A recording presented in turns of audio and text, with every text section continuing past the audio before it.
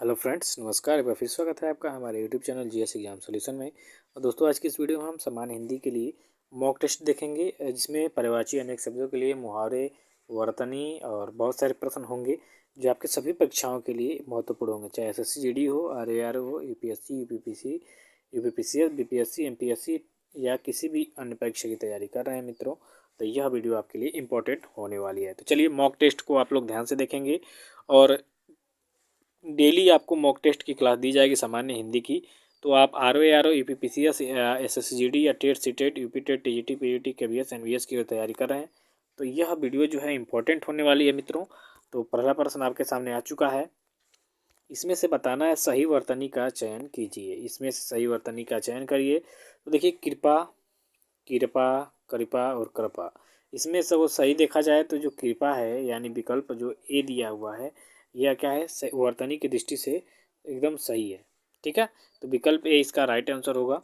अगला है दूसरे नंबर का प्रश्न दोस्तों, कि सही वर्तनी का चयन करना है। इसमें अभिराम, अभिराम, अभिरम और अभिराम, तो इसमें से अगर देखा जाए किसकी वर्तनी सही है, तो अभिराम की जो वर्तनी है यह सही है। बाकी किसी भी तीनों चारों में से जो एक है, ये बी विकल्प, ये सही है।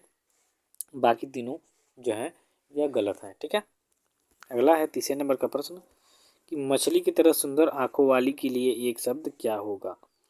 यानी जिसकी मछली की तरह सुंदर आंखें हैं, उनके लिए एक शब्द में हम क्या कहेंगे। विकल्प ए है मयूराक्षी, बी है मृगनयनी, सी है मीनाक्षी और डी है प्रियवध।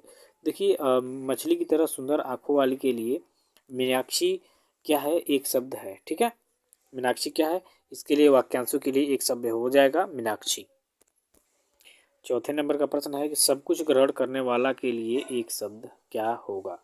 तो देखिए, जो सब कुछ ग्रहण करते हैं उन्हें सर्वग्राही कहा जाता है। क्या कहा जाता है, सर्वग्राही। तो इसके लिए एक शब्द क्या हो जाएगा, सर्वग्राही। तो यहाँ विकल्प जो डी आपको दिख रहा है मित्रों, यह सही उत्तर हो जाएगा। पांचवें नंबर का प्रश्न देख लेंगे, अंगारे पर पैर रखना मुहावरे का सही अर्थ क्या होगा।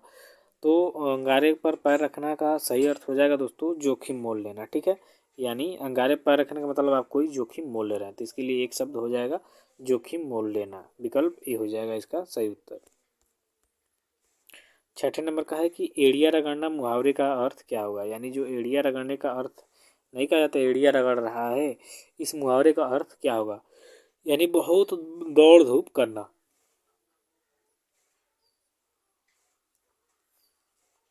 एड़िया रगड़ना मुहावरे का अर्थ हो जाएगा बहुत दौड़ धूप करना। तो जो विकल्प आपका बी दिख रहा है मित्रों, यह सही उत्तर हो जाएगा।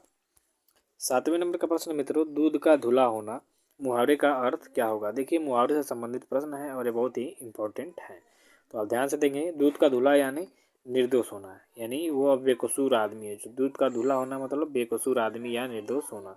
तो जो विकल्प आपका सी है, ये राइट आंसर हो जाएगा। अगला है आठवें नंबर का प्रश्न, राज दरबार में कौन सा समास है। अब देखिए, समास से प्रश्न आ रहे हैं तो आप बताएंगे। तो इन चारों में से जो राज दरबार है, इसमें बहुव्रीहि समास होता है। कौन सा समास होता है दोस्तों, बहुव्रीहि समास, किसमें, राज दरबार में। तो यहाँ विकल्प जो आपका डी होगा, ये सही उत्तर हो जाएगा। 9वें नंबर का प्रश्न है कि पंचवटी में कौन सा समास है। ठीक है, तो पंचवटी में अगर जो बात करें तो द्विगु समास है। कौन सा, द्विगु समास। पंचवटी में द्विगु समास है, तो विकल्प यहाँ ए हो जाएगा राइट आंसर। अगला है 10वें नंबर का प्रश्न है, राजपुत्र में कौन सा समास होगा। तो मित्रों, राजपुरुष जो होता है, इसमें तत्पुरुष समास होगा।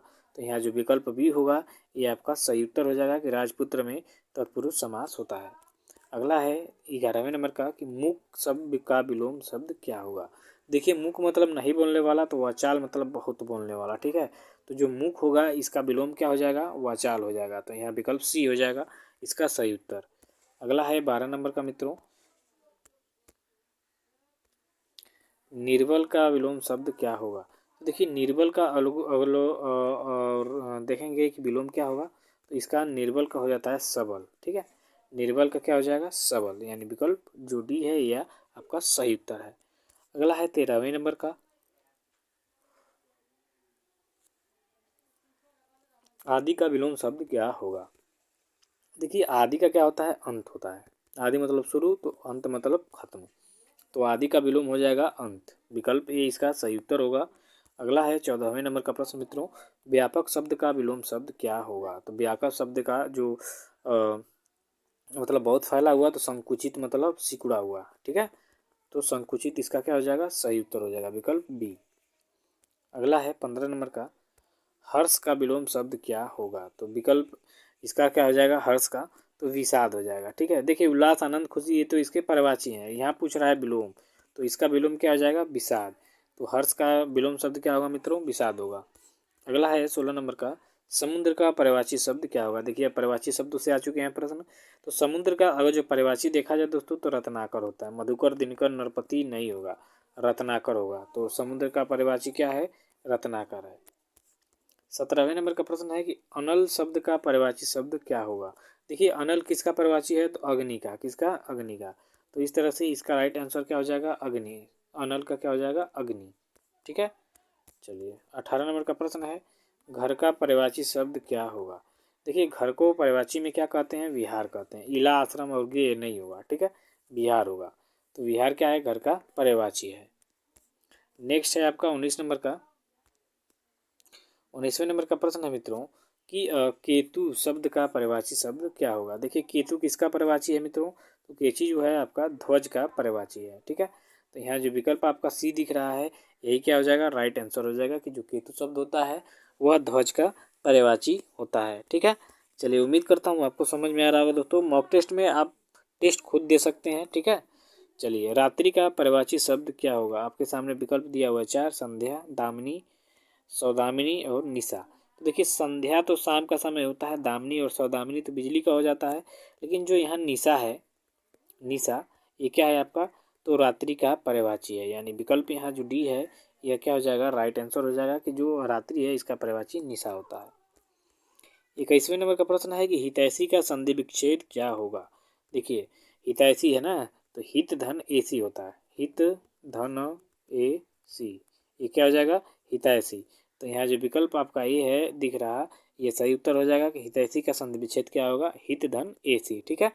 चलिए अगला है 22 नंबर का प्रश्न मित्रों कि भावुक का संधि विच्छेद क्या होगा।